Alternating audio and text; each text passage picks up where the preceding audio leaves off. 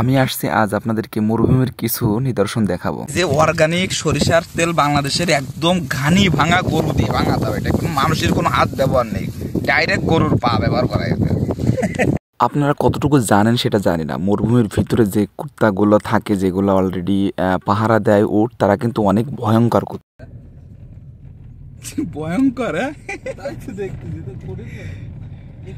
চলে আসছি আজকে এই যে জালমুড়ি মাখাবো, এই সমুদ্র করছি মরুভূমির ভিতরে। কি আসো আসো, সামনের দিকে যাচ্ছি। এই যে আমরা এখানে গাড়ি রাখিছি আমাদের, এখন আমরা হাইটে যাচ্ছি, একটা পাহাড়ের উপরে উঠবো। এখন আমরা পাহাড়ের উপরে উঠে সেইখানে মনে করো যে বাতাস, এই যে পলিথিন আছে, পলিথিনের উপরে মাখাই খাবো।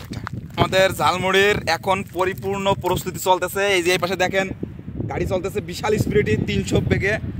মাশাআল্লাহ চলে গেল, কিন্তু আমরা দেখতে পারলাম না। মাটির তলে ঢুকে গেল। সূর্যমুখী তেলের বেগুনি চপ, একদম অর্গানিক সূর্যমুখী তেলের বেগুনি চপ।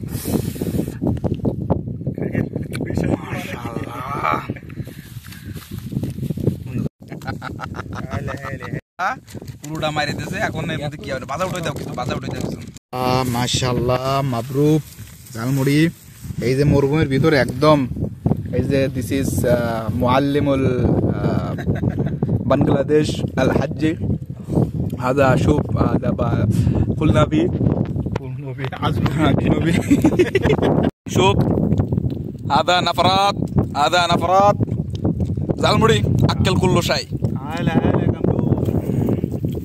খুবই সুন্দর লাগতেছে। আপনারা এখন যে ট্রেনটি দেখতে পাচ্ছেন, এটা মদিনা থেকে মক্কার উদ্দেশ্যে রওনা হয়েছে। অলরেডি 300 কিলোমিটার বেগে কিন্তু ট্রেনটা যাচ্ছে। আমি অনেক দূর থেকে জুম করে আপনাদেরকে দেখাচ্ছি। অনেক গতি, কিন্তু মক্কার কাছে চলে আসছে বলে কিছুটা গতি কম।